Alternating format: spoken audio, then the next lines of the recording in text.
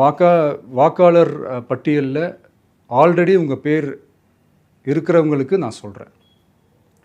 இப்போ புது வாக்காளர்கள், ஃபஸ்ட் டைம் ஓட்டர்ஸ், அவங்களுக்கு ஃபார்ம் 6ன்னு ஒன்று இருக்குது.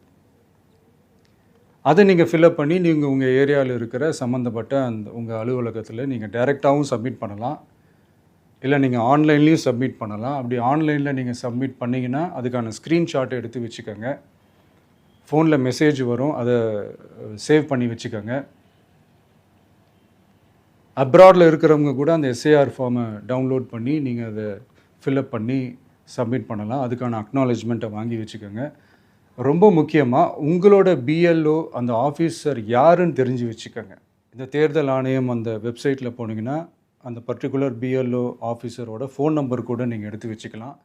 இன்கேஸ் உங்களை யாரையும் ரீச் பண்ணலை, இல்லை உங்களுக்கு அந்த ஃபார்ம் கிடைக்கல அப்படின்னா நீங்கள் அவரை காண்டாக்ட் பண்ணி அந்த ஃபார்மை வாங்கி நீங்கள் ஃபில்அப் பண்ணி நீங்கள் சப்மிட் பண்ணலாம். ரொம்ப முக்கியமாக அதுக்கான அக்னாலேஜ்மெண்ட்டை வாங்கி வச்சுக்கோங்க. இது எல்லாமே சரியாக செஞ்சாலும் இந்த எஸ்ஐஆர் மேலே சில டவுட்ஸ் இருக்குது. அது என்னென்னா, இந்த 6,36,00,000 வாக்காளர்களுக்கு ஒருத்தர் விடாமல் இந்த ஒரே மாதத்துக்குள்ளே எப்படி எல்லாருக்குமே அந்த ஃபார்ம் போய் ரீச் ஆகும்? ஒன்று. ரெண்டாவது, நீங்கள் வரும்போது வீட்டை பூட்டிட்டு வேலைக்கு போயிட்டு என்ன பண்ணுறது? இப்போ நீங்கள் வருவீங்கன்றதுக்காக வேலையெல்லாம் விட்டுட்டு வீட்டுக்குள்ளேயே உட்காந்துட்ருக்கணுமா? ஸோ இதில் மெயினாக பாதிக்கப்பட போகிறது உழைக்கிற மக்கள், ஏழைகள், வேலைக்கு போகிற பெண்கள். இவங்களுக்கு யார் கரெக்டான அந்த பதில் சொல்ல போகிறது? ஒரு நியாயமான எஸ்ஐஆர்னால் என்ன நடக்கணும்? இப்போது இறந்து போனவங்கள மார்க் பண்ணி அதுலேருந்து டிலீட் பண்ணணும். இப்போ போலி வாக்காளர்கள் இருந்தாங்கன்னா அவங்கள மார்க் பண்ணி டிலீட் பண்ணணும். இப்போ ஆல்ரெடி ஓட்டு இருக்கிறவங்களுக்கு எதுக்கு இந்த ரெஜிஸ்ட்ரேஷன் என்ற பேரில் இவ்வளவு குழப்பங்கள் அப்படின்றதான் இங்கே கேள்வி. இப்போ புதுசாக வர வாக்காளர்களையோ இல்லை ஓட்டு இல்லாதவங்களையோ சேர்த்தா பத்தாதா?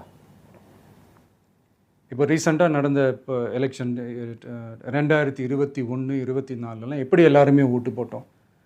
அதில் ஓட்டு போட்டவங்க கூட இப்போ புதுசாக ரெஜிஸ்டர் பண்ணணுன்னா அது ஏன் அந்த கன்ஃபியூஷன் அப்படின்றதான் நாங்கள் கேட்குறோம். அதனால தான் நாங்கள் எஸ்ஐஆரை எதிர்க்கிறோம். இப்போ புதுசாக சில கம்ப்ளைண்ட்ஸ்லாம் வர ஆரம்பிக்குது. அது என்னென்னா, முக்கியமாக நம்மளுடைய டிவிகே தோழர்களுக்கு அந்த ஃபார்ம் கிடைக்க மாட்டேங்குது, கொடுக்க மாட்டேன்றாங்க அப்படின்ற சில கம்ப்ளைண்ட்ஸ்.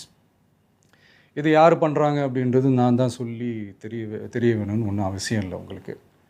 இப்போ இருக்கிற ஆட்சியாளர்கள், அவங்களுக்கு கைப்பாவையாக இருக்கக்கூடிய சில பேர் இதை செய்ய ஸ்டார்ட் பண்ணியிருக்கிறாங்க.